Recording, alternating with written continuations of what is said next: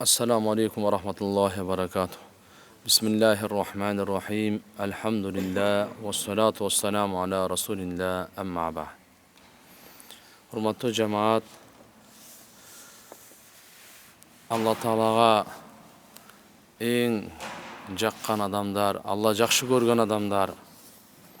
Пайғамбарымыз саллаллаху алейхи ва саллям айтады: "Инна ахаббан наси илаллах азза ва джалла яумал қияма ва aqrabahum minhu majlisan имамун адилун." Алла Таала қиямат күні адамдардың ең сүйкімдісі жана ең жақыны әділеттүү жетекші, әділеттүү имам, әділеттүү башчы.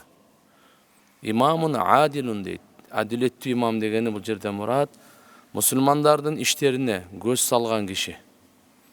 10 кишиге башқарма болу, же 100 кишинин башындағы тұрған киши әділеттүү бола тұрған болса, ушу киши Алла Таалага ең сүйкімді екен, жана Алла Таалага қиямат күні ең жақын адам болады екен.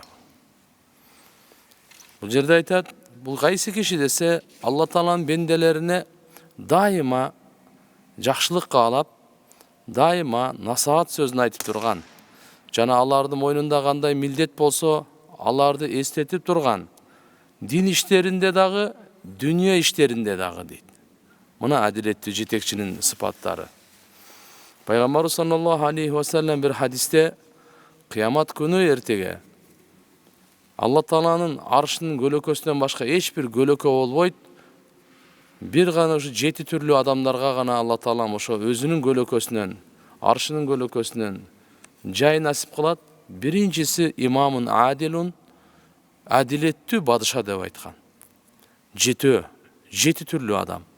Биринчиси адилеттүү бадыша. Эмне үчүн биринчи адилеттүү бадыша, адилеттүү жетекчи деп айтып атат десе, анткени берки алтоона караганда бунун пайдасы көп экен дагы, жалпыга элге дагы пайдасы жалпы экен да, мындайча айтканда көбүнө тиет экен да. Мисалы, жашында ибадатта өткөргөн деген да келет. Оң кол менен берген садаканы сол колу билбеген деп да келет. Бирок ушуларга караганда эмне үчүн биринчи адилеттүү жетекчи деп атат? Анткени бунун пайдасы көп экен дагы, пайдасы жана жалпы элге тиет экен да. Ошон үчүн адилеттүү жетекчи деп атат. Алла Тааланын айкөлдүүлүгү менен дүниөдө адилеттүү бадышанын дуасы кабыл болбой, дуасы кайтарылбайт дейт да. Пайгамбар саллаллаху алейхи ва саллям айткан: "Талатун ла юрадду да'ватухум ал-имамул адил ва-саим хина юфтир ва да'ватул мазлум" дейт. 3 киши алардын дуасы кайтарылбайт. Бул дегени дуа кылса сөзсүз кабыл кылынат. Дуасы текке ташталбайт. Ал ким экен? Биринчиси адилеттүү жетекчи. Экинчиси орозо туткан киши качан ооз ачып атканда. Ооз ачып аткан учурда дуа кыла турган болсо, бул да кайтарылбай сөзсүз кабыл болот экен. Үчүнчүсү зулум чеккен адамдын дуасы.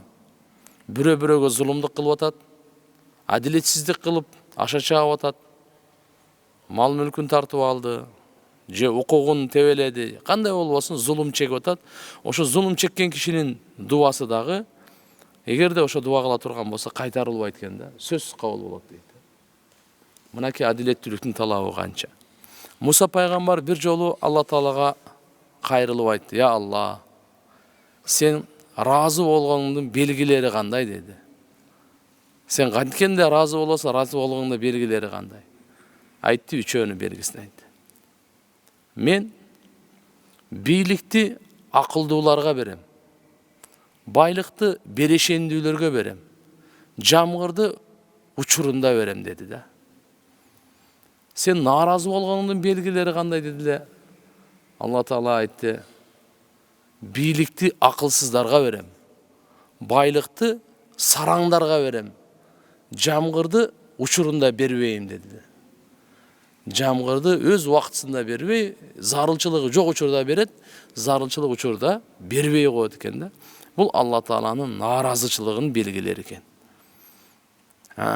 Эгерде байларыбыз берешен болуп атса, жамгыр учурунда жаап атса, Эгерде бийликтегилер акылдуу болсо, анда бул Алла Тааланын ыраазычылыгын белгилери экен.